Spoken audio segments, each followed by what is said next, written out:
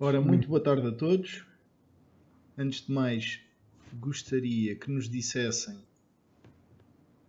se conseguem ver e ouvir os dois. Boa tarde a todos. Olá, boa tarde.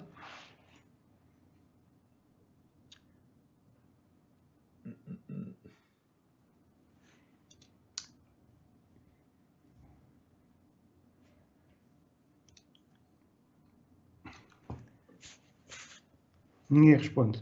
Olá, boa tarde a todos. Um, dois. O Tiago Simões consegue na perfeição. Ótimo. Ok, perfeito. Então, Os dois, não é? certo, pelos vistos é os dois. Pelo menos o XSplit está a dar sinal quando tu falas, portanto eu suponho que conseguem ouvir bem os dois.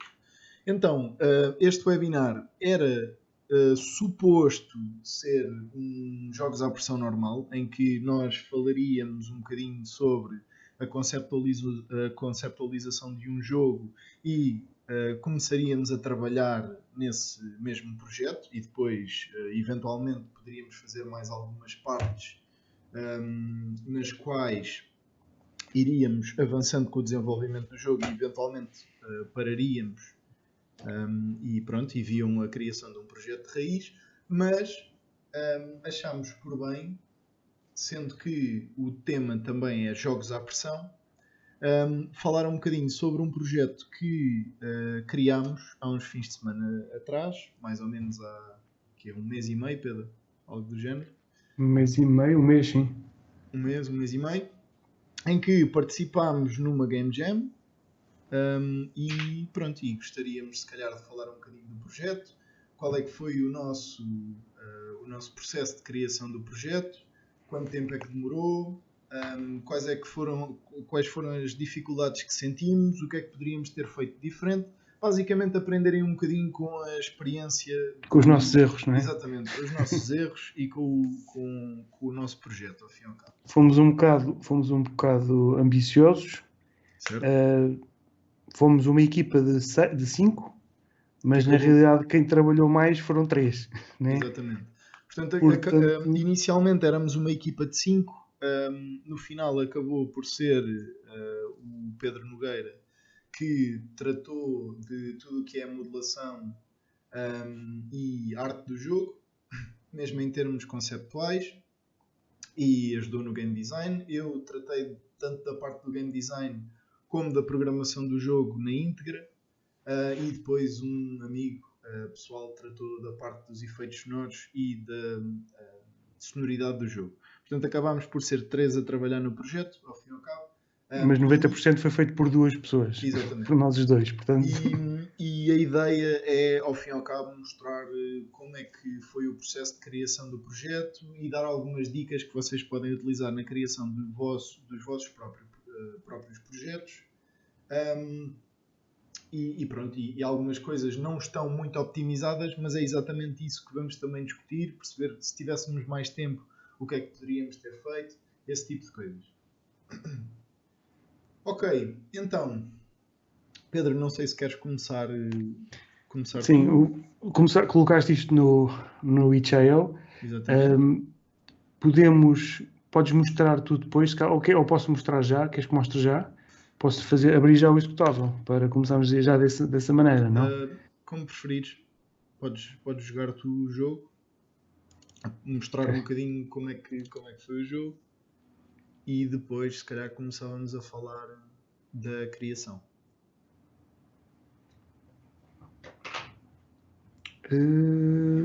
Este. Agora, não sei se vai aparecer o som. Confirmem-me lá que estão a ouvir som. Não, então se calhar ponho mais alto. Eu não sei se... Deixa-me só... Não sei... Um segundo... Eu acho que não. Sim? Conseguem? Bom, ok. Conseguem ouvir, ok. É só um drone também, é um som muito simples. Pronto, então temos um movimento de personagem simples de 3D, né?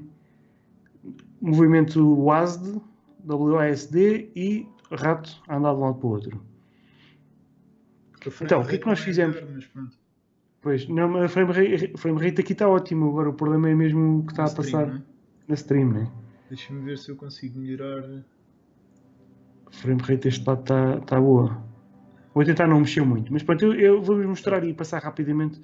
Então, pronto, nós experimentámos, ou quisemos fazer blocos ou salas onde se poderiam resolver puzzles. Uma sala aqui, outra sala ali e outra sala ali ao fundo.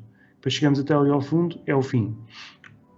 Então, queríamos que o objetivo fosse desbloquear o caminho, né? Nós sabemos que há aqui um caminho, mas não conseguimos passar. Então, a nossa ideia original era utilizar portais.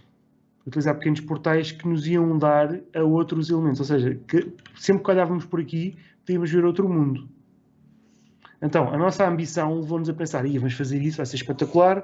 O Pedro estudou como fazer isso através de uma câmara, ou seja, um sistema de portais que nós depois já podemos mostrar. Se calhar consegues abrir também aquele projeto do Unity onde tinhas isso mais ou menos feito. Sim. Tinhas um projeto Unity, não tinhas? Tinha, e também posso colocar aqui que eu acho que nós tínhamos os portais a funcionar. Não tínhamos, era depois as scenes modeladas para as poder utilizar e acabámos por optar por imagens. Que já vamos pois, acabamos por optar por imagens e mesmo assim depois não tivemos tempo a fazer as imagens todas, por isso ficaram 2 imagens. Exatamente. Portanto, ficou um bocado aquém da ideia original. Da ideia original, né? Então, temos quadros, né? E este quadro aqui, temos aqui umas montanhas, né? E temos aqui outras montanhas ali ao fundo. É a única coisa que é comum. É montanha alta, baixo, cima, aqui a meio, aqui baixo, meio, cima, meio, igual. É basicamente a mesma coisa. E depois temos aqui um gato e um pato. Aqui temos um pato também. Então a nossa ideia era, através das imagens todas que nós íamos ter, supostamente ia haver uma imagem aqui, outra imagem aqui, mais outra imagem aqui e outra aqui, né? O que era suposto fazer era perceber que havia um animal em comum, clicávamos no animal e colocávamos no pedestal. Isto fazia com que a porta abrisse e nós seguíamos o caminho. Portanto, é só isso. Os outros animais servem apenas para distrair, mas lá está, não estão a interagir com mais nada, passam a terra e se eu largar aqui, lá se vai o gatinho, coitadinho. Pronto, portanto, devíamos ter pensado nestas coisas, mas não pensámos, né? E é sempre interessante ver que estas coisas são importantes para termos em conta na próxima vez, próximo jogo que fizemos. Ou seja, eu não vou ser assim tão gentil com o nosso jogo como deveria ser. Ou seja, eu vou apontar os erros todos e os pormenores todos que não conseguimos fazer. Claro, até porque é essa a vantagem da criação de jogos em Game Jams, é que nunca ninguém consegue ficar 100% satisfeito com o projeto que foi criado, mas é sempre uma aprendizagem boa, nem que seja em termos de game design. E um bocadinho a questão da organização e da escalabilidade possível para aquele número de horas. A Game Jam, só para reforçar a ideia, era suposto ser de 48 horas, depois acabou por ser de 40, 42, porque nos deram menos tempo para a entrega. Portanto, basicamente tudo o que estão a ver foi feito de raiz em essencialmente 40 e poucas horas, sendo que muitas dessas foram também para dormir. Portanto, pronto, acabou por não ser todo esse tempo. Pronto, estou-me a divertir aqui com as físicas dos animais. Pronto, então continuo, né? Os animais às tantas não servem para nada, porque servem só para seguir o primeiro caminho. Então pronto, vemos que isto são pilares, né? Pilares que eu também já vos mostro como é que fiz. Mostro também como é que fiz a modelação dos pilares, né? Temos aqui uma animação simples de um waterfall que eu tentei que fosse uma coisa um bocadinho mais estilizada, mas não pensei numa coisa. Está engraçado, gosto ali do movimento, está uma coisa estilizada a mexer, não é? Mas quando mexemos num animal, o movimento do animal e o movimento da câmara não está com o mesmo frame rate. Portanto, isto também a mim faz-me um bocado de confusão.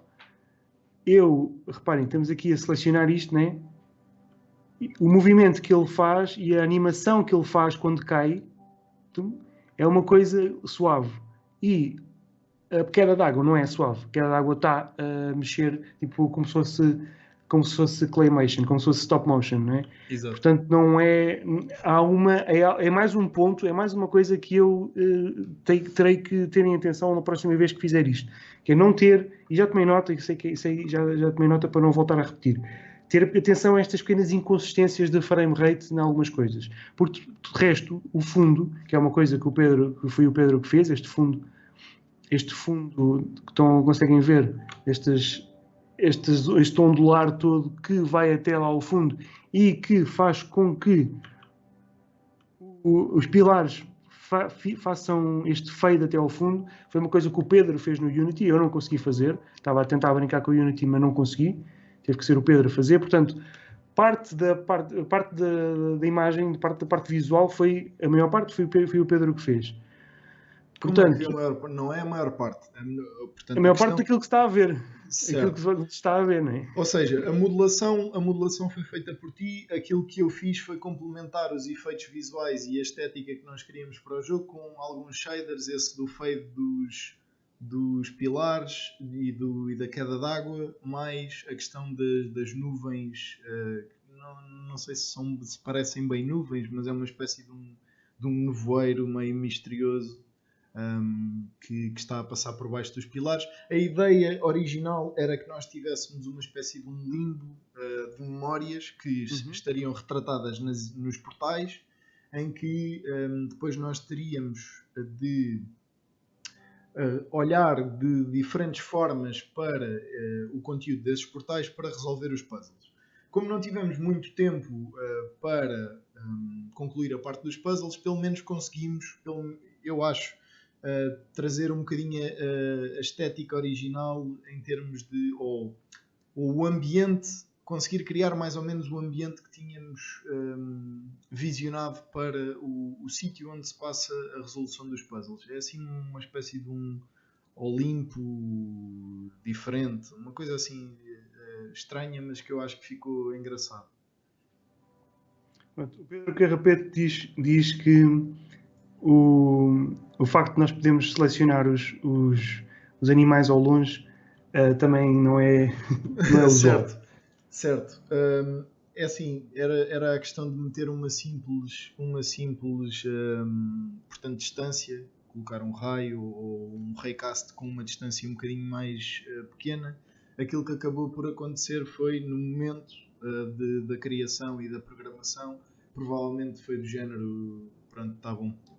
Porque, pronto, foi como, se bem me lembro, a queda d'água também foi feita na última hora. Sim, na última hora, sim, muito rapidamente. Muito em cima do joelho e já vamos explicar também porque é que é tão importante também no certo, na resolução. Exatamente, já voltamos a falar disso. Então, pronto, a ideia no nosso game design foi fazer com que o primeiro fosse óbvio, ou seja, existe ali existe informação nas imagens e a única coisa que há em comum é o pato, então vamos colocar o pato em cima do pedestal, ou seja, era um jogo da memória simples. E depois pensámos, vamos tentar subverter um bocado a ideia agora. Quando entramos aqui, vamos estar à procura de outros elementos para ver se o que é que acontece, porque também não conseguimos entrar, não é? Não conseguimos passar. Então a nossa ideia foi fazer com que o jogador saia desta ideia pré-concebida de que temos que olhar para o pato e tal, não sei o quê. Não, temos que ouvir ou acionar outros elementos outros sentidos, né, para trabalhar. E vem um piano, pensam logo no som. Né? E depois ouvimos sempre uma coisa que é tan, tan, tan, tan.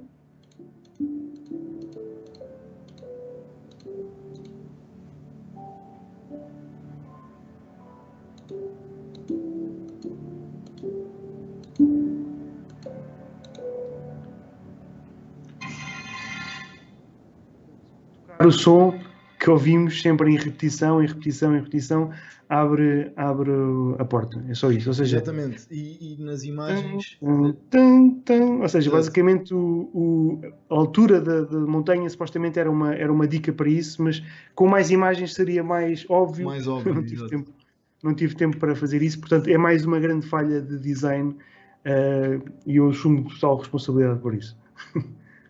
Não, pronto, lá está também a ideia do jogo foi um bocadinho feita com aquela equipa em mente, que eram 5 pessoas, e depois acabámos por ser os dois e o criador do som, portanto. Sim, o criador do som só. Ou seja, a parte visual e programação foram 2 pessoas. Exatamente. Portanto, acabou por também não ajudar. Estou a dar aqui uma grande volta, estou aqui a passar imenso e estamos a ver aqui esta coisa, né? Uma árvore muito gira, não dá para interagir, passam com ela, não dá para interagir. Até, por exemplo, esta relva foi o Pedro que fez, foste tu que fizeste, porque era mais fácil colocar depois tu, mas pronto. E depois chegamos aqui e temos a mesma coisa, uma coisa diferente. Neste caso temos aqui uma coisa que se tentarmos tocar, temos pequenos sons. É sempre o mesmo som, então sabemos que não tem a ver com música necessariamente. Mas depois vemos uma coisa aqui, outra aqui em baixo, outra aqui em cima e outra aqui em baixo. Outra vez. Vemos que está arriscado. Então sabemos que se calhar tem a ver com isto. Temos que adicionar aqui qualquer coisa, não é? E depois vemos que há aqui um cycle de cores. Então o que é que as cores têm a ver com os quadros? Vou ver no quadro, isto é tudo amarelo, não tem nada. Isto aqui é tudo azul, também não tem nada. Então se calhar é amarelo, azul, vamos ver, amarelo, azul. Então basicamente temos que pensar nisso. Mas depois, a nossa ideia era subverter mais um bocadinho ainda a ideia, o game design, para fazer com que a pessoa se transporte também fora e vá à procura das coisas que estejam incomuns no cenário, e ao mesmo tempo a nossa ideia foi, vamos colocar as coisas. Tudo o que está colocado no cenário tem um propósito. E neste caso, isto está verde aqui, tem um propósito. Ali ao fundo, aquilo está roxo, tem um propósito. Isto aqui tem areia, tem outro propósito. E ali tem azul, tem outro propósito. Então, se aquilo faz um cycle de luz, faz um cycle de cores, então se calhar é melhor chegarmos aqui e fazemos, então, olhamos lá para o fundo. O primeiro era a queda d'água, né? Então clicamos aqui, azul. Exato. O segundo era amarelo. Eu acho que aqui o maior problema foi porque nós pensámos numa vista um bocadinho, ou seja, a vista de cima do cenário total, como sendo também a resolução para o puzzle, ou seja, o corredor até à parte azul é mais pequenino, para a areia também é pequenino, depois anda-se muito até ao roxo e desce tudo até ao verde. Ou seja, este caminho todo tem um propósito, este caminho todo tem uma ideia. Não vamos colocar a personagem a andar só porque sim. Não, este caminho comprido tem um propósito que é para fazer com que nós percebamos que isto está a ser uma seca passar por aqui. Porque é que isto está assim tão grande? Então, está grande porque faz parte do puzzle. Exato. Ou seja, o último puzzle é o mapeamento do nível todo. Pronto. Foi essa a ideia original. E agora tu coloca aqui verde e ele reconhece. Depois continuamos e temos um pequeno fade out. Exato. Eu acho olhando para o projeto, outra vez e distanciado em termos de tempo da altura em que fizemos o trabalho, eu acho que não ressoou muito tanto com o júri como com as outras pessoas que participaram na Jam e que assistiram à stream. Primeiro porque alguns dos conceitos eram de facto um bocadinho complexos para a quantidade de conteúdo que conseguimos colocar, ou seja, para as justificações que nós estávamos a dar em termos de conteúdo dentro do jogo. E depois porque não sei, eu acho que houve a questão da iluminação, podia ter sido, se tivéssemos tempo, podia ter sido trabalhada de outra forma para termos um aspecto um bocadinho melhor. Se calhar uma Global Illumination, não termos tantas facetas muito escuras. E podia ser o RP. Exato. E provavelmente podia ter sido o RP. Exatamente. Acabei por utilizar o HDRP porque não costumo utilizar e achei, é uma Game Jam, vamos experimentar. E acabou por sair furado em algumas coisas, até porque depois não tinha experiência suficiente também na utilização da pipeline para ajustar àquilo que nós precisávamos na altura. Pronto, eu acho que agora falamos então um bocadinho da criação do jogo, da criação dos modelos, da tua parte? Sim, eu tenho aqui a cena e eu queria mostrar como é que eu fiz isto. Ou seja, nós utilizamos uma estética muito específica de low poly, que é aquele low poly que muitos artistas costumam utilizar em termos de como é que eu ia dizer, motion graphics, não é bem utilizado em jogos, é mais utilizado em motion graphics, em coisas de cinema 4D, a malta do cinema 4D costuma utilizar muito, e basicamente acaba por ser uma estética que eu gostaria de utilizar ou implementar num jogo. Eu vou tentar mostrar muito rapidamente como é que eu fiz isto, sobretudo no Maya. Okay? Porquê? Porque isto aqui é uma combinação de duas coisas. É um noise com um reduce poly. Okay? Se eu criar aqui um cubo, ou um quadrado qualquer, um quadrado, por exemplo, pequenino, eu fiz a escala com metros, ou seja, a cena está em tamanho real.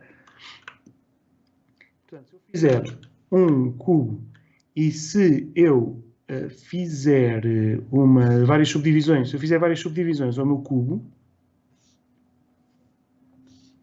assim, não preciso de tantas, posso ir aqui, por exemplo, ao transform, que é aquilo que eu utilizei ainda ontem no webinar de modulação modular, que é para fazermos um expanded segundo as normals, né? Se eu disser que este transform tem um random de 1, vai de 0 a 1, e se eu agora expandir, ele vai de normal de 0 até assim uma coisa assim random, ok? E depois disto, isto aqui mesmo assim não está a dar o efeito específico, o efeito que eu quero. O que eu quero não são quadrados, são triângulos. Então para isso vou aqui dar um mesh reduce, e neste reduce ele continua-me a fazer quads e eu não quero quads. Eu quero tirar aqui o preserve quads, quero colocar isto a zeros. Ao tirar isto a zeros eu começo a ter uma disposição de triângulos quase automática e agora a percentagem eu posso aumentar. Se eu deixar a percentagem a zero ele não vai fazer nada. Se deixar a percentagem a 100% ele vai-me comer o objeto todo. Okay? E não sei porquê este objeto está a adicionar aquele também, porque eu fiz, não sei porquê adicionei aos dois. Mas pronto, dá um efeito engraçado, isto é animável, eu posso animar isto, mas pronto, acabou por ficar uma coisa assim deste género. Agora, isto mesmo assim não está ainda com o aspecto final, então o que é que eu tenho que fazer? Tenho que fazer um mesh display, hard edge, e agora como está com hard edge já está com o efeito que eu quero. Ok? Exato. Portanto, isto foi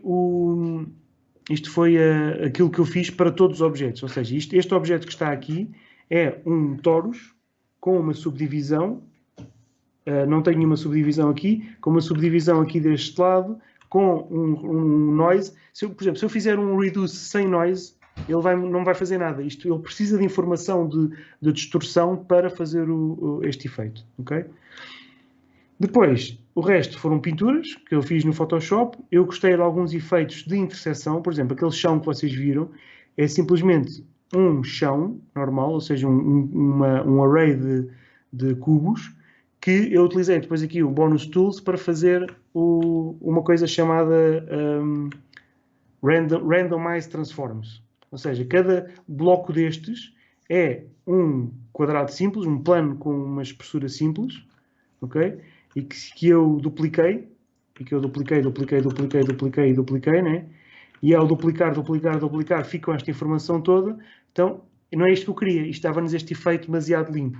Então, o que é que eu fiz? Selecionei tudo, vinha Bonus Tools, que é algo que vocês podem sacar também no Maya, se quiserem, mas que no curso de DMV está explícito. Vimos aqui depois a Modify, Offset, não, Randomize Transforms, eu escolhi o Advanced, ele vai pensar um bocadinho porque é um script, está a correr o script. E agora eu posso escolher aqui Randomize de Translate, de Rotate, né? E eu não fiz isto tudo, eu fiz só assim um bocadinho, fiz só aqui um bocadinho assim, e rapidamente temos aquele efeito que é pretendido, que é basicamente ritmo na nossa imagem. Okay? E pronto, de resto foi tudo interseção de objetos simples. E deixa-me só terminar isto, já passa a palavra, Pedro. Exatamente, a texturização foi muito simples. Fala também da colisão depois, o que é que acabamos por decidir. Ok. Qual é que foi o último objeto que eu mandei? Foi o ALES 2? Deixa eu ver. ALES 2, exatamente. Foi ALES, mas pronto, não está a reconhecer a textura porque eu se calhar movia de sítio. Mas pronto, aquilo que eu queria era isto. Reparem que a interseção, esta informação toda foi apenas interseção. Se eu movesse isto mais para cima, intersetava menos, dava um bocadinho menos de aspecto. Portanto, isto foi tudo aquilo que eu fiz, o Randomize Transforms, e dá este aspecto de coisas sujas. Portanto, eu gostei deste efeito e, bom, deixa estar, está ótimo. A texturização foi simplesmente uma textura de uma paleta de cores, que eu vou tentar mostrar. Uma paleta de cores, simples. E nessa paleta de cores, uma paleta, não é palete, é paleta que se diz. A paleta de cores eu coloquei os UVs de uma maneira muito aleatória para fazer com que as coisas tenham a cor correta. Pronto, aqui seria azul. Aqui esta zona, por exemplo, esta árvore, a própria árvore tem os UVs todos aqui para ter esta cor e esta parte aqui de cima tem o tronco aqui. E se eu quisesse que esta parte de cima do tronco fosse azul, por exemplo, eu podia pôr aqui a parte de cima do tronco azul.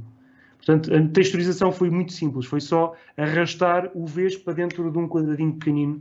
E é uma técnica que vocês podem utilizar, que eu estou sempre a falar disso. Já falávamos disso no outro webinar de jogos mobile.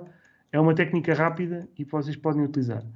E de resto, o waterfall foi a mesma coisa. Foi uma... Como é que se chama? Uma interpolação entre estes objetos. Só isso. Com uma cor azul. Exato. Portanto, mandaste-me esses 4 objetos e eu depois pus no Unity eles a correr como se fosse uma animação em sprites. Uhum. E deixa-me só terminar muito rapidamente. No ZBrush, os animais foram feitos no ZBrush através do Zizoo. Deixem-me só abrir o ZBrush para vocês verem. Estão todos a acompanhar, certo? Não estão... Certo, se tiverem questões que queiram colocar... Algumas questões ou observações. Exato, observações. Podiam ter feito isto assim ou assado. Sim, exatamente. A nossa ideia é essa, é que vocês também critiquem porque nós queremos ouvir... por exemplo, se disserem assim, não tem muita piada ou não está muito direto, acho que está demasiado conceptual, está demasiado pretencioso, digam. Certo, nós não nos importamos. A ideia deste webinar é também irmos discutindo um bocadinho as ideias, aquilo que vocês veem pelo projeto, coisas que acham interessantes, mesmo em termos de criação ou técnicas da criação do jogo. Falarem um bocadinho sobre o conceito, o que é que acham que funciona, o que é que acham que não funciona, esse tipo de coisas. Portanto, estejam à vontade. Críticas construtivas, sejam quais forem, são sempre interessantes para discutirmos ao longo do webinar. Exatamente. Vejam, por exemplo, então, no ZBrush, se instalarem o ZBrush, sobretudo nas últimas versões, a partir da versão 2021 ou 2020.5, acho eu, mas se estão no curso de DMV já devem ter a versão mais recente. Se clicarem aqui no Lightbox, em Project, podem ver aqui Zizoo. E o que é o Zizoo? É uma data de animais, uma data de elementos que vocês podem colocar. Basicamente o que eu fiz e que eu gostaria de fazer, eu gostaria de fazer quase todos os objetos, quase todas essas personagens. Então o que é que eu fiz? Eu coloquei-as aqui, isto são Z-Spheres. Se clicarem na tecla A, ele faz o mesh. Ok? Podem ver aqui o wireframe está com um Dynamesh bastante cru, não é? Bastante rudimentar. Então o que eu fiz foi moldar algumas coisinhas, nada de especial. Foi fazer alguns elementos, alguns shifts aqui a mais, ou assim. E depois o que eu fiz, no final, foi vir aqui a Z Plugin, arrastá-lo para aqui, ou para este lado, tanto faz. Utilizei o Decimation Master fiz pre-process, que é aquilo que tem que fazer tem que fazer um processamento da mesh. Um processamento, exatamente, só que ele não deixa porque tem que fazer make polymesh. Agora sim já está em make polymesh, pré-processamento da mesh, e agora sim dizia que queria isto com muito menos polígonos.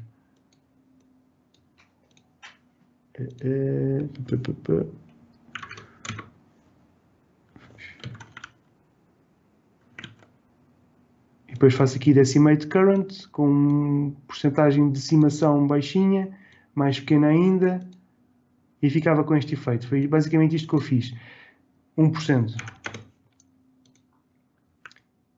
Se ficasse demasiado uniforme, então eu tentava moldar um bocadinho mais, levava para o Maya e fazia o reduce à mesma. Portanto, o decimation e o reduce são parecidos, mas se não houver noise no objeto, as coisas ficam demasiado uniformes. Portanto, convém fazer uns quantos smooths, convém moldar. Utilizem, por exemplo, o Crumple, que é um brush engraçado. Onde é que está o Crumple? É um brush engraçado que desfaz e que mexe e que deforma a figura de uma maneira engraçada.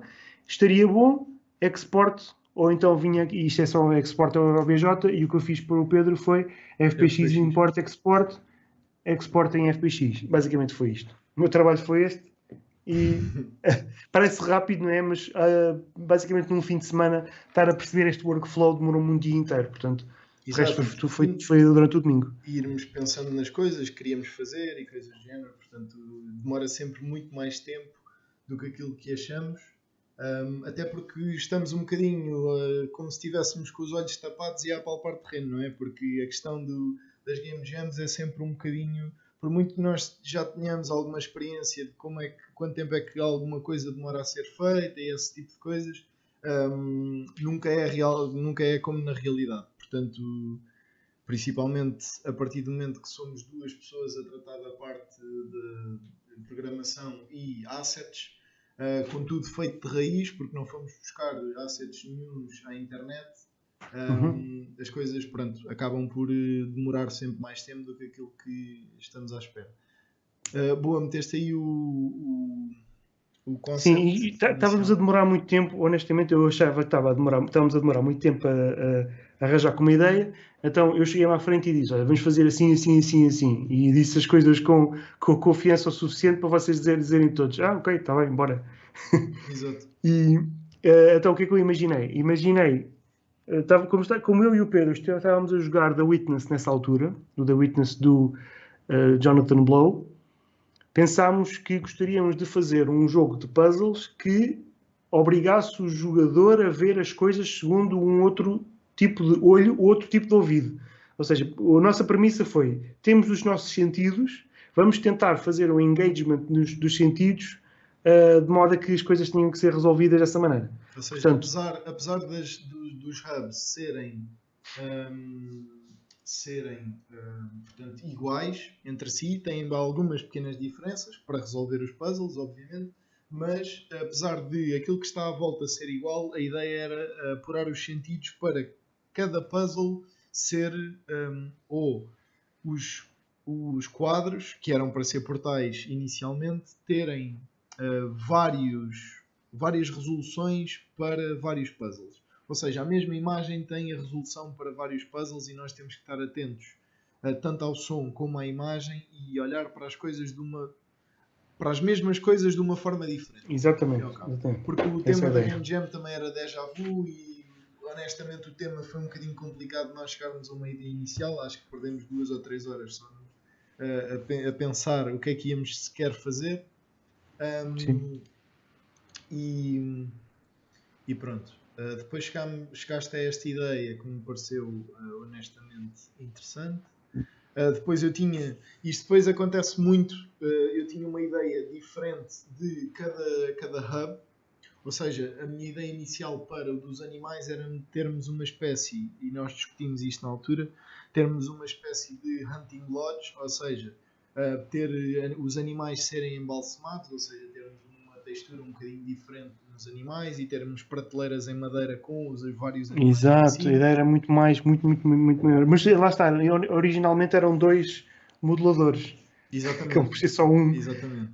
Portanto, a ideia acabou por ser um bocadinho diferente da original. Tivemos que ir, à medida que as coisas foram acontecendo, também um bocado a desenrasco. Ok, isto funciona mais ou menos, pronto, está bom.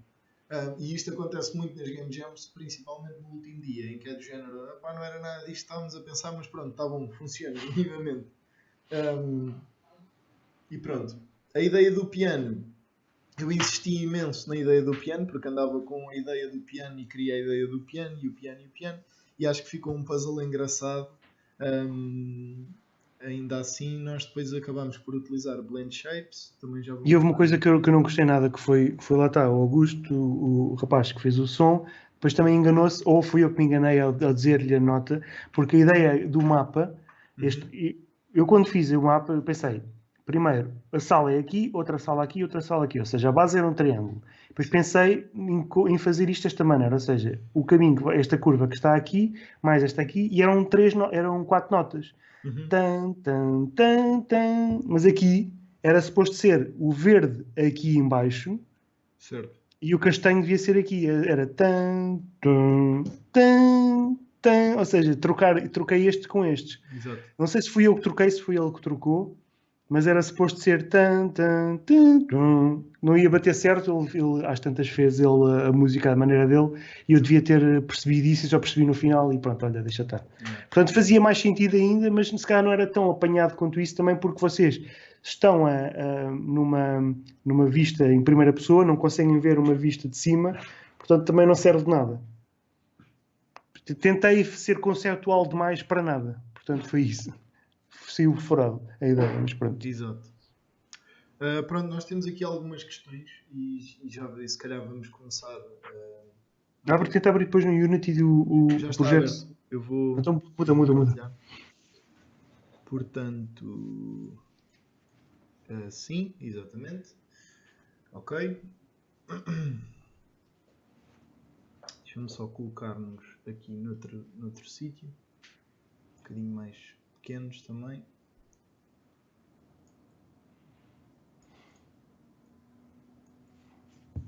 Algo deste género.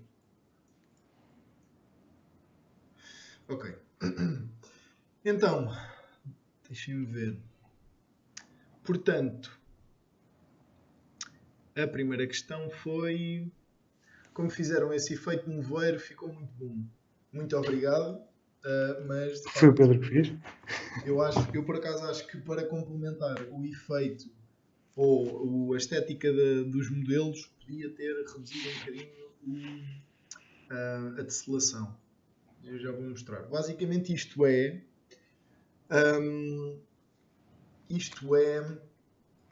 um fog do HDRP, e se repararem vou-me afastar assim um bocadinho, e isto tem aqui uma box, que é um box volume de pós-processamento, tem um height fog aqui dentro. Se eu me afastar, isto parece muito estranho e não tem piada nenhuma, mas assim que entro lá dentro a câmera começa a renderizar o fog e as coisas começam a fazer um bocadinho mais sentido. Isto que aqui está é basicamente um shader feito no Amplify Shader Editor, que basicamente é aquilo que eu costumo utilizar. Deixem-me só abrir no Editor. É aquilo que eu costumo utilizar para criar shaders nos projetos, porque acho que é um bocadinho mais artístico do que utilizar propriamente código. E às vezes o código dá-me alguns problemas porque estou habituado muito à questão do autocompletion e coisas do género da programação do C#, e como a minha experiência em programação de shaders, ou melhor, como eu não estou frequentemente a programar shaders, acabo por me sentir mais confortável com um editor de nodes, principalmente da Amplify, porque é mesmo muito, muito bom.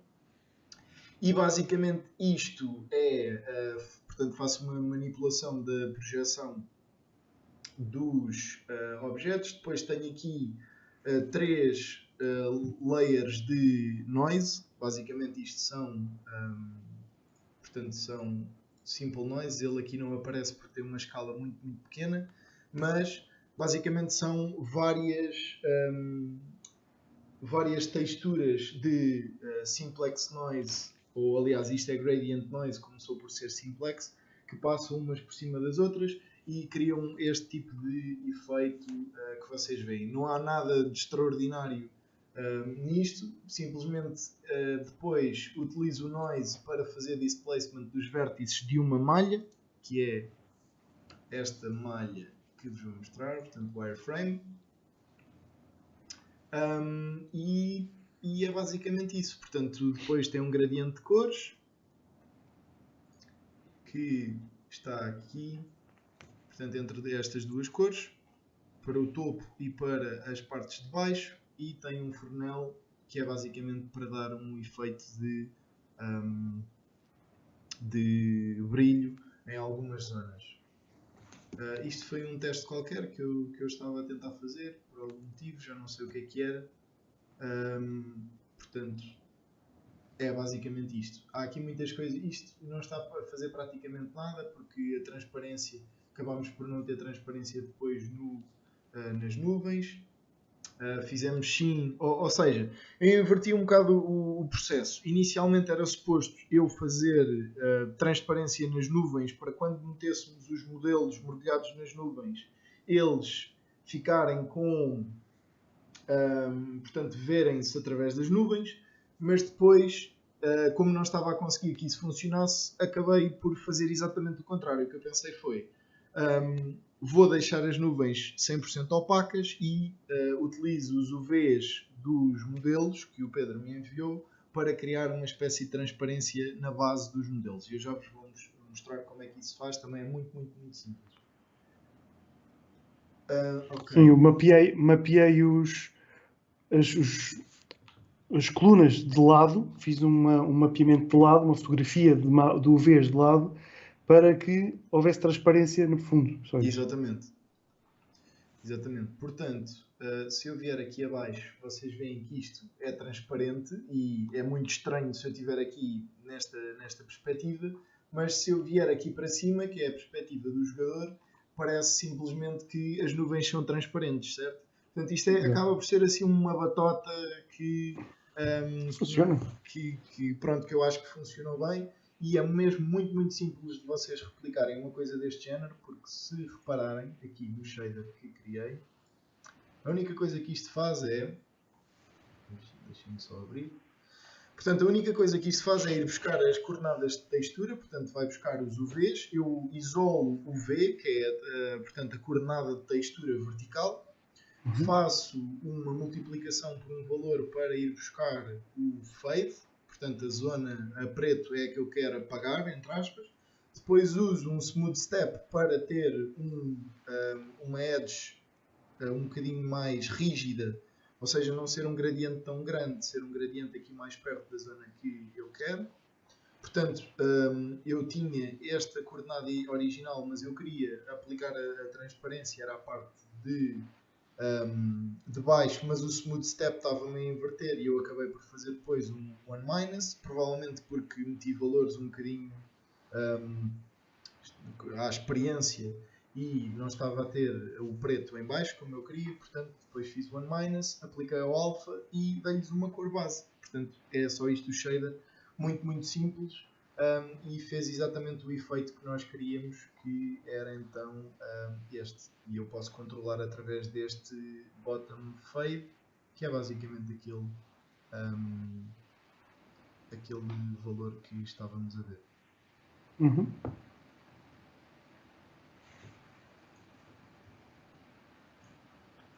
Portanto, Pedro, podes mostrar, tens aberto o portal então para mostrarmos a nossa ideia original também de... o portal já vou abrir sim. É que isso, eu honestamente acho que era isso que faltava, era isso que fazia a chave para levar o jogo a outro patamar, porque era essa mesma ideia, e isso era essa mesma a ideia que eu queria. E isso fazia com que o fator wow fosse logo a te levar mais pontos, né? Exato. Deixem-me só dizer uma coisa que entretanto tu esqueceste de mostrar no meio, que foi portanto, como vocês podem ver, isto são coisas com muitas plataformas e nós poderíamos estar a tentar adicionar box colliders, por exemplo, adicionar aqui um box collider deste lado, outro box collider aqui, se calhar meter assim um aqui à volta, ou 1, 2, 3, e do outro lado igual, e depois aqui outro box collider, e esse tipo de coisas. Que se calhar é aquilo que seria mais óbvio. Então, podes passar o meu se quiseres, que eu tenho aqui já aberto. Ok, no meu. Então eu posso mostrar. Aquilo que optámos por fazer então, eu falei com o Pedro e disse, fazes um collider muito simples, que basicamente não tenha teto, está aqui, ok? Que não tenha teto e que seja plano em baixo e que limite o espaço onde o jogador pode andar. E então criou... Já estou eu? Já estou a mostrar, né? Já. Eu estou a ver com delay também. Exato, então, pronto, a ideia era esta, se eu isolar, se vocês conseguirem ver, é apenas um caminho simples, são polígonos simples a ir a direito, só que isto lá está, foi modelado, eu fiz para este bloco aqui, eu fiz um corte aqui, depois fiz outro corte aqui, outro corte aqui e outro corte aqui, e o que eu fiz foi chegar aqui a estas faces e dizer que estas faces vêm para aqui e para aqui, foi só isto que eu fiz. Certo, ou seja, normalmente, e isto é um bocadinho complicado no sentido em que existem situações, as coisas nos videojogos acontecem sempre desta forma, que é, há situações em que nós devemos utilizar uma coisa que em outra situação pode ser problemática. O caso dos Mesh Colliders é muito este, que é quase sempre má prática utilizar Mesh Colliders, a não ser que saibam o que é que estão a fazer de facto. E pronto, aquilo que nós fizemos foi, como sabíamos o que é que queríamos especificamente, qual é que era o limite de espaço para o jogador jogar o jogo ao fim e ao cabo, criámos esta mesh, ou o Pedro criou esta mesh, mandou como sendo uma mesh que fazia parte do objeto, e eu agora vou mostrar no Unity, Pedro. E basicamente, quando importo o objeto, faço unpack portanto ao FBX, e o que fiz foi criar aqui um objeto vazio chamado Collider, adicionei-lhe um Mesh Collider e coloquei o objeto da mesh, portanto este aqui, que o Pedro criou apenas para o Collider, ou seja, eu não quero que ele apareça, o que eu quero é apenas usar a mesh com o nome colisão para ser o nosso Mesh Collider. Portanto, foi exatamente isso que depois fiz. Aliás, está aqui o colisão, mas está disabled, ao fim e ao cabo. E depois a outra colisão que fizeste foi para as portas que estavam a prevenir o progresso do jogador. Exatamente. Depois coloquei também são caixas apenas um box collider para proibir o jogador de avançar e, entretanto, depois já vou mostrar os triggers da jogabilidade. Portanto, muito simples. O Mesh Collider assim acaba por ser muito mais leve do que utilizarmos uns 40 ou 50 box colliders e pronto, a colisão do jogo está optimizada e não gasta muitos recursos. O Pedro pergunta, Carapeto, se conseguia obter o mesmo resultado do Fog usando um Particle System. Talvez, e provavelmente o mais optimizado seria utilizar o URP com um Fog simples, não precisava de usar o Volumetric Fog do HDRP. Foi um bocadinho uma decisão, apeteceu-me na altura, no início do projeto, e então utilizámos, mas de facto com o URP ficava mais optimizado, com melhor performance, provavelmente na maior parte dos computadores, do que utilizar aquilo que utilizei. Sim, mas a ideia também era a triangulação, das ondas de fumo, não é? de fog. Porque senão, sim, utilizava-se umas partículas e umas cartas de texturas de nuvens que faziam o mesmo efeito. Exato. Eu não falei da questão da tesselação, portanto isto tem um shader de tessellation também, que é basicamente feito ou vem de raiz com o Amplify Shader Editor, é só preciso fazer umas pequenas alterações e temos este efeito. Portanto, se eu aumentar a tesselação, vocês veem aqui no wireframe que ele fica muito mais suave, o noise o panning do noise a passar pelos, portanto, pelos vértices.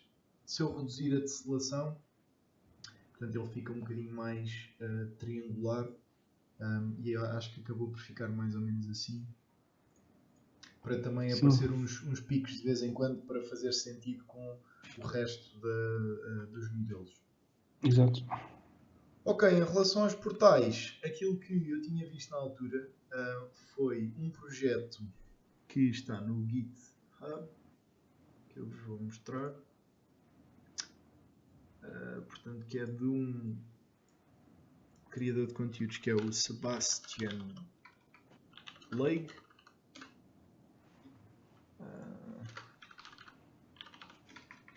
Portanto, os projetos dele são quase sempre, ou eu acho que até são todos, completamente open source com licenças de Creative Commons, portanto vocês podem usar nos vossos projetos, e foi este o projeto que eu basicamente utilizei como base daquilo que nós tínhamos planeado. Portanto, acabava por ser, e depois acabei por utilizar as scenes que ele criou também, portanto tínhamos algo deste género, era a ideia original para os nossos portais, ou seja, para aquelas telas que estão, era esta a ideia original, e o Pedro depois acabou por ter de criar duas imagens, e foi o quê? Na última meia hora, provavelmente? Sim, porque havia um erro, havia um erro de paralaxe meio estranho nos portais, portais, não é? E também não tínhamos mas andava um bocadinho para trás, que havia aí uma imagem de cima onde dava para ver a câmara, para simular mais ou menos o que estava a passar. Coloca aí nesse vídeo a meio. Ele mostra um bocadinho mais para trás. Aí, o que está a acontecer é, na câmara, nós Exato. Estamos a olhar para o portal, não é?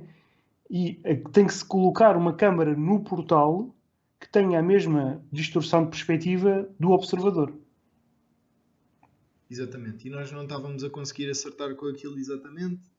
Também não tínhamos os cenários do outro lado dos portais modelado, porque ficámos sem um modelador logo no início do projeto também, sem um artista, e então, como o Pedro também não conseguiu ter tempo para fazer tudo, acabou por fazer as duas imagens que estão presentes no projeto a meia hora do fim, salvo erro. Foi um compromisso que tivemos que fazer. Vamos? Exatamente. Compromissos, é normal. Portanto, o Alberto está a perguntar: se a GEM durasse uma semana em vez de 48 horas, tinham algumas ideias adicionais que gostariam de ter explorado? Sim, isto era isto, porque isto foi basicamente a ideia original, era fazer com que as soluções dos puzzles estivessem em portais, estivessem num mundo, ou de um diorama, ou de um bioma, que pudesse ser visto através de um portal. Exatamente, ou seja, cada uma destas partes nós chegaríamos aqui enquanto jogador e olhávamos para um lado, olhávamos para outro, explorávamos um espaço 3D que estava restrito aqui a esta zona, portanto que era o nosso ângulo de visão da outra câmara que estaria no outro espaço 3D, e nós conseguíamos ver quais eram os elementos em comum, conseguiríamos ver melhor a questão das alturas das rochas, teríamos ambientes um bocadinho diferentes e podíamos até explorar isto com outro tipo de puzzles e outro tipo de coisas. Portanto, foi a parte que de facto eu acho que fez a diferença maior também. Acaba por ficar um bocadinho despido de conteúdo a partir do momento em que nós temos estas duas imagens, que mesmo assim conseguiste fazer em cima do joelho. São fotografias com pinturas. Mas nada. Fotografias e texturas de fotografias. Exatamente. Seria também interessante, com essa ideia dos portais, ter coisas escondidas atrás dos objetos do portal. Era exatamente essa a ideia, Pedro. Era colocar que os animais estivessem escondidos e que se tivéssemos que olhar um bocadinho assim mais de lado, um bocadinho mais de esgalha, para vermos o pato lá por trás. A ideia era isso mesmo, é fazer com que o jogador tentasse ver através do ponto de vista dele a solução. Portanto, a base ou aquilo que eu me baseei para criar o puzzle era utilizar o nosso ponto de vista para responder a esse puzzle. No segundo, era o som. No terceiro era tudo. Portanto, tentei fazer com que as coisas fizessem sentido dessa maneira. Mas lá está, não funcionou. Exato. Portanto, em termos de programação, eu se calhar vou mostrar um bocadinho qual é que foi, como é que nós fizemos estas coisas. E pronto, porque isto em termos de programação é relativamente simples o projeto. Portanto, em relação ao trigger, é basicamente neste objeto termos um collider, que é o collider do objeto para o player colidir com ele, e por cima tem um box collider, portanto é o mesmo objeto, mas com um box collider marcado como trigger. Tem aqui uma script chamada duck trigger, basicamente confirma se é o pato que está a colidir com o trigger, e se está lá há mais de 2 segundos, que é este stay time que aqui está, o que ele faz é invoca o evento e faz play one shot do puzzle complete, o som de puzzle complete. Portanto, muito simples. O player tem um audio source, que é basicamente aquele que reproduz todos os efeitos sonoros que temos no jogo, e basicamente o evento que é despoltado nesse momento, para além do som, é então o unlock level, que é uma script que basicamente faz destroy ao objeto em que está. Portanto, o evento é muito simples. Arrasto o objeto da moldura para aqui, a moldura que eu quero destruir, e chamo o self-destroy, que está na script unlock level. Portanto, muito simples de criação. Já agora aqui em relação à animação, que eu não mostrei há pouco. Isto é, portanto, os Game Objects é o mesmo Game Object com ou melhor, são 4 Game Objects a ser ativados e desativados através de uma animação. Portanto, um animation clip que está sempre em loop e faz este efeito. Portanto, aquilo que estão a ver ali em cima. Muito simples e basicamente fez a nossa queda d'água, que foi feita também assim um bocadinho em cima do joelho, porque se bem me lembro, nós tínhamos as outras cores, eram óbvias, mas depois reparámos, faltou azul. E pronto, e fizemos assim a waterfall no instante. A waterfall funciona um bocadinho como a questão dos pilares em termos de shader, portanto tem uma cor base e depois tem o bottom fade, que serve para termos então a nossa transparência, entre aspas, das nuvens.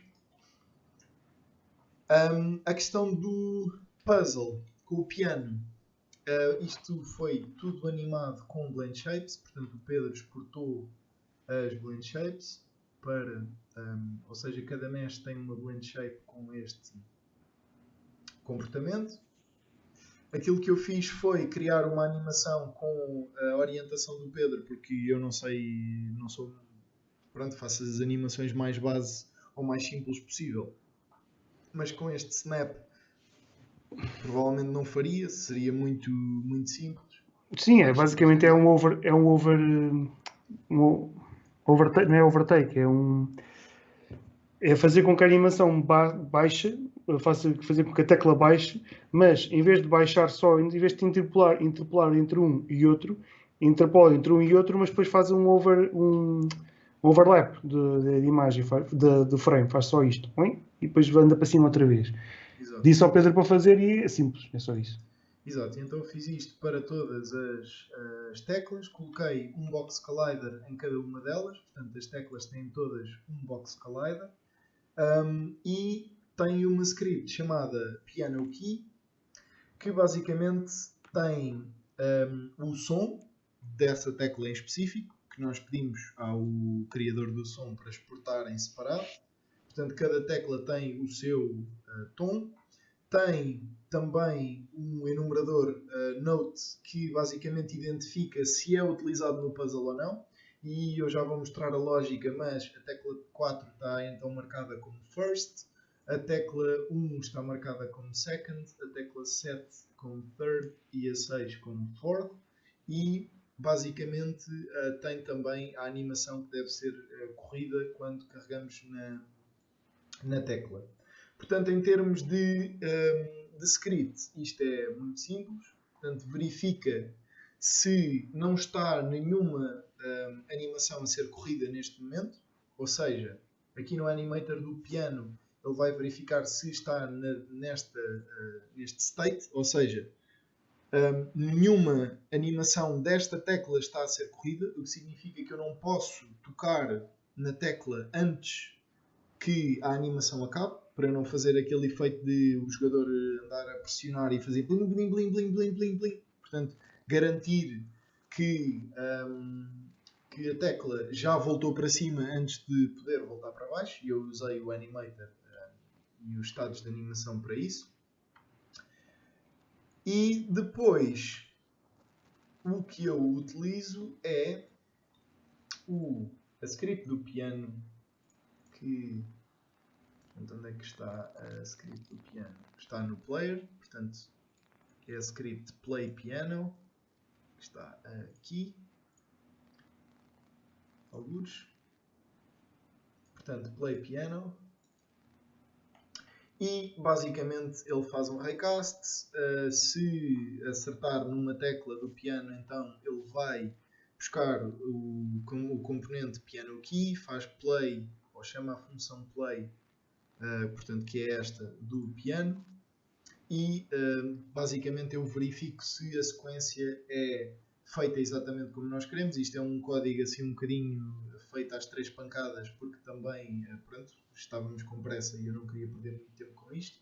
Portanto, ele basicamente, se falharmos a sequência a meio, ele dá clear à sequência, ou seja, a lista que está a guardar a sequência criada pelo jogador, e só quando ele faz de facto aquela sequência na ordem correta é que ele dá então unlock ao puzzle. Mais uma vez com o self-destroy associado a esta moldura em específico. Depois, este puzzle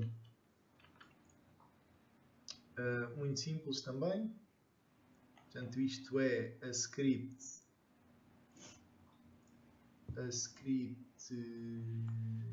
color puzzle, em que basicamente nós temos um identificador das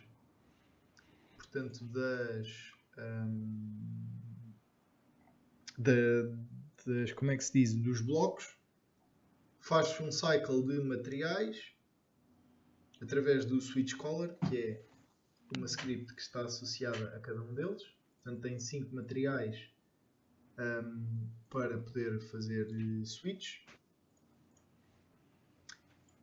E reproduzirmos o som, e assim que estiver com aquelas cores em específico dos pares,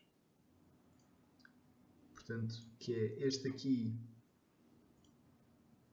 tem que ser o azul, e eu tenho isso definido aqui nos pares, portanto aqui no pair list, que é uma lista que está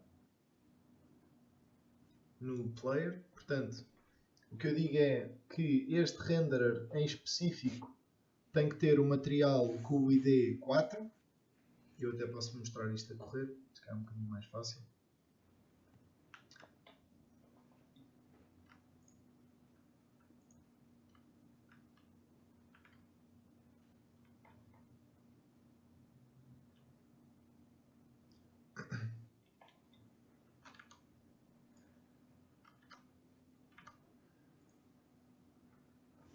Deixa-me só ligar o áudio.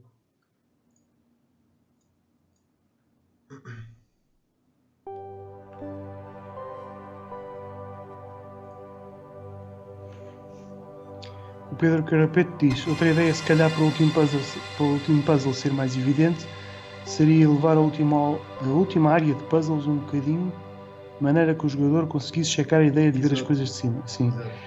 E o Rui depois diz a mesma coisa. Diz uma coisa, se calhar, mas de outra maneira. Se cada sala fosse mais alta que a anterior, quando chegasse à última parte, conseguiria ver de cima. Exatamente. Sim, é uma boa ideia. Sendo um jogo como se estivesse a subir uma montanha. A personagem não cai, não, Ângelo, por causa daquele collider que estivemos a mostrar há bocado. Exatamente. Não está tapado, ou seja, como a personagem não salta, não tem nada por cima. Se a personagem saltasse, sim, eu teria de tapar para fazer um túnel. Exatamente, Pedro.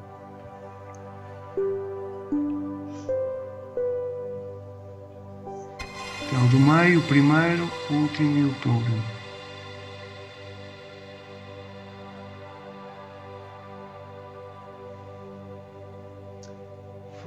Agora, nós também pensámos um bocado no tempo que iria demorar a resolver isto. Mostrámos isto em 10 minutos, não é? Só que isto na realidade demoraria se calhar 1 hora ou mais. E quando eu mostrei isto a outras pessoas para eles perceberem, demoraram sempre muito mais nesta última parte porque não conseguiram perceber e acharam que era demasiado rebuscado não, mas demasiado fora. Sim, esta resolução, não é tão evidente. Exato, eu acho que tínhamos de facto ter alguma visão um bocadinho vista de cima. Deixa-me só colocar o player. Pois acabei por não conseguir mostrar o que queria. Deixem-me só, onde é que está o player? Está assim. Vou colocá-lo ali ao fundo.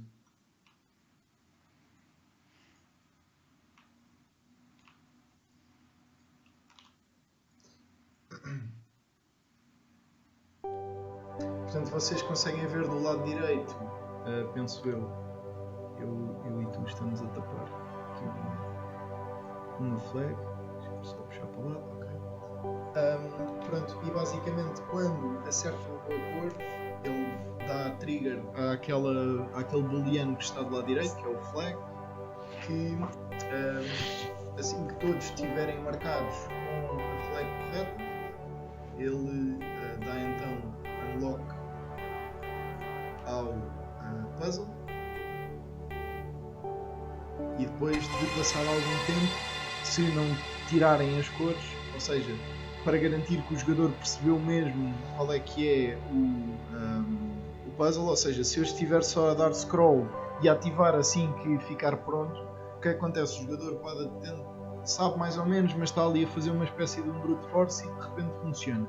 Assim garantimos com os 2 segundos que o jogador sabe mesmo o que é que está a fazer, se bem que pronto, lá está, é um bocadinho de facto rebuscado. Esta última parte, portanto, é muito, muito simples também. Isto é apenas um trigger que está aqui. Está aqui um objeto com uma animação, que é basicamente isto. Temos também o canvas, que tem uma imagem cá dentro que é utilizada tanto para o fade-in do jogo como para o fade-out, quando o jogador acaba os puzzles. A bola vem em direção ao jogador e faz um fade-out, ou melhor, um fade-in do painel também ao mesmo tempo. E dá um fade-out da música durante 5 segundos. E basicamente é isso, acho eu. Portanto, o projeto é, em termos de programação, é algo relativamente simples. Eu não mostrei aqui estas plantinhas, mas isto também é um shader feito no Amplify Shader Editor, muito, muito, muito simples. É basicamente um opacity mask de umas meshes que estão, portanto, sobrepostas. Eu posso mostrar o wireframe. Portanto, isto são as plantas. Eu meto uma textura e faço um opacity mask, portanto, com a textura em específico, que é esta. Atribuo uma cor que achei que fazia sentido, e depois o Pedro ajudou-me também a corrigir as cores para ir buscar mais ou menos aquilo que nós queríamos. Portanto, este ficava mal, nós queríamos era algo mais deste género. E pronto, eu acho que funciona bem, e mesmo em termos visuais. Claro que não é perfeito, não é exatamente o que queríamos desde o início, mas foi um projeto engraçado, que eu gostei de fazer, até porque no espaço de tempo que tínhamos, alguns destes puzzles foram engraçados de pensar e de executar depois em termos de programação. Claro que a execução, depois de percebermos a lógica, é muito, muito simples, mas Mas pronto, pensar neles, pensar como é que iria fazer, esse tipo de coisas, é sempre engraçado. Então, Pedro diz, outra ideia seria os quadros que param o progresso, em vez de desaparecerem, serem mexidos para baixo, quase a tremerem como aquelas portas que se vê nos filmes. Exatamente, podíamos ter feito uma animação mais detalhada de cada coisa. Seria uma coisa que eu faria também facilmente, mas lá está, demoraria se calhar 20 minutos. Com a pressa toda não tive tempo. Tivemos que cortar em tudo o que podíamos fazer. Mas sim, eu gostaria de fazer uma animação a descer, ou passar para o lado, ou a partir. Mas sim, considerei isso, mas sim, exatamente, Pedro. Esse feedback para mim ajuda para eu dar mais importância na próxima vez que fizer isto. Exatamente. Ou então, se cada área da resolução de um puzzle tivesse uma cor diferente, poderia ser mais fácil chegar à conclusão do último, se bem que assim se teria de adicionar mais um puzzle. Claro, mas nós podíamos adicionar vários puzzles. Eu acho que o conceito em geral permite a adição de outro tipo de puzzles, outro tipo de coisas. Claro que pronto, é um tempo limitado, nem 48 horas foi, na verdade, porque disseram que era uma Game Jam de 48, mas depois começámos, eram 8 horas e acabou às 2. Sim, só foi dado o tema às 8, sim. Exato, e depois tivemos que entregar às 2 da tarde, portanto foi 42 horas essencialmente. E pronto, e é basicamente isso. Não sei se há alguma questão da vossa parte em relação. E se um dos quadros mostrasse uma perspectiva em cima do cenário, algo não tão óbvio, mas uma espécie de mapa do cenário? Sim, por exemplo, um dos portais podia ser o nível todo visto de cima. Por exemplo. Isso também se calhar já ajudava. Já nos ajudava a perceber um bocadinho melhor ou seja, o portal pode ser em qualquer parte, tem que estar na mesma cena, não é? Mas pode estar, estamos neste caso, estamos num cubo, podia estar noutro sítio aqui em baixo, outro aqui em baixo, outro aqui em baixo, e a câmara que está agarrada ao portal vai estar a passar a imagem de outra câmara. Exatamente. Okay? E a distorção da perspectiva é segundo a câmara do próprio jogador. Não é propriamente a câmara mostrar outra câmara, é mais um plano que tem a render texture da outra câmara. É um bocadinho mais complexo que isso, mas é basicamente isso que estavas a dizer. Porque senão haveria-se uma espécie de... Se tu tivesses só a colocar um vídeo do que se está a ver, não é? Verias uma dupla perspectiva, verias uma dupla... Notava-se que era um plano, não é? Então, certo. Do modo que não seja que o plano esteja apenas a mostrar o vídeo, temos que fazer com que o plano tenha a distorção no sítio onde nós estamos. Tem que dar um passo atrás. Pedro, não necessariamente. Podíamos ter eliminado, por exemplo, da câmara que via de cima, eliminar a personagem dos... Como é que se chama? Dos render targets. Portanto, agarrar aqui na câmara. Onde é que está a nossa câmara? Câmara. Portanto, câmara. E vinhamos aqui aos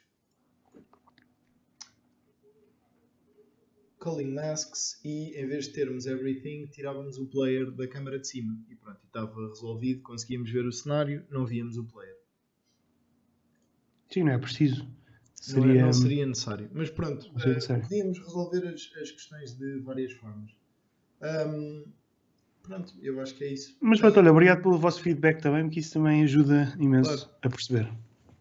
Claro. Tem alguma questão? Alguma coisa que gostariam de rever em termos técnicos? Alguma coisa? Se não, acho que damos o webinar por terminado. E no próximo Jogos à Pressão, aí sim, voltamos à criação de projetos de raiz. Se calhar até podíamos fazer algo em 3D, porque temos feito sempre, ou quase sempre, em 2D. Aliás, acho que até agora foi tudo 2D. E se calhar um projeto 3D seria interessante. Em 4, 5, 6 episódios, talvez. Por mim, sim. Ok, então, se não há questões,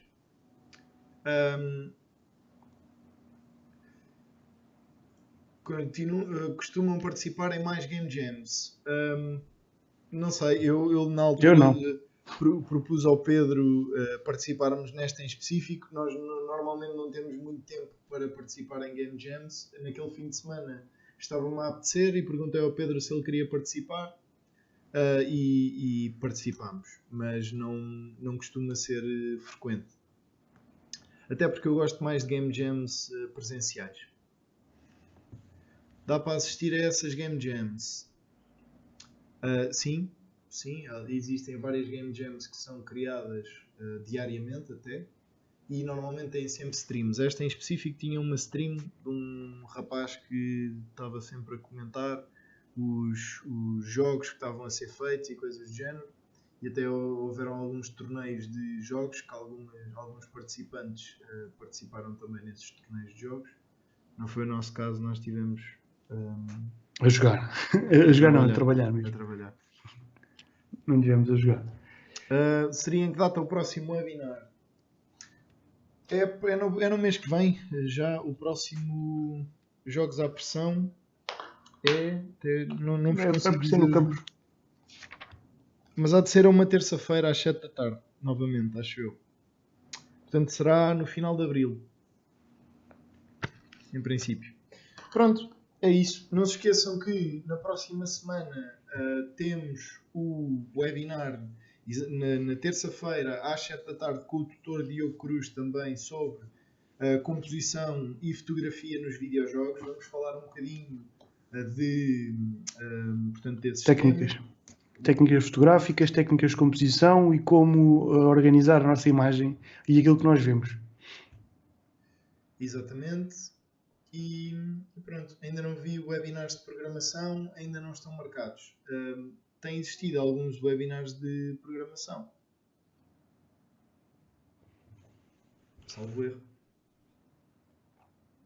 Eu acho que o último webinar foi sobre programação que eu dei. Portanto, foi sobre Unity Events e Scriptable Objects.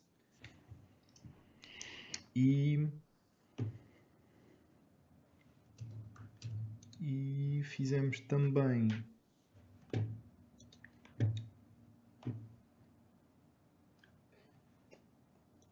vamos ter também no final de Abril um sobre programação em C#, que será puramente portanto, Visual Studio e C#. Não vai ter nada a ver com o Unity. Pronto, e é basicamente isso.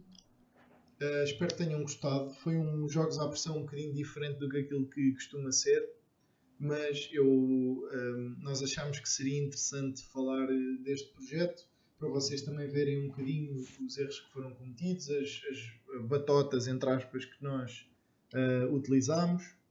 Podem as limitações e os problemas que devíamos ter feito. Exatamente. Coisas que podíamos ter feito diferentes. E pronto, espero que tenha sido útil. Em relação à Game Jam Master Day, é algo que podemos ver se é possível organizar, se bem que essas coisas dão sempre um bocadinho de trabalho e pode não aparecer colegas suficientes que queiram participar. Qualquer das maneiras, vocês podem combinar entre vocês e fazerem um projeto durante o fim de semana, marcarem uma Game Jam restrita a 4, 5 grupos, podem ir fazendo isso e, entretanto, se quisermos avançar com uma ideia de uma Game Jam oficial, depois vocês recebem um comunicado, sem problema. Pronto, então, sendo assim, despedimos de vocês, bom jantar, resto boa semana e bom estudo. Bom estudo a todos. Muito obrigado.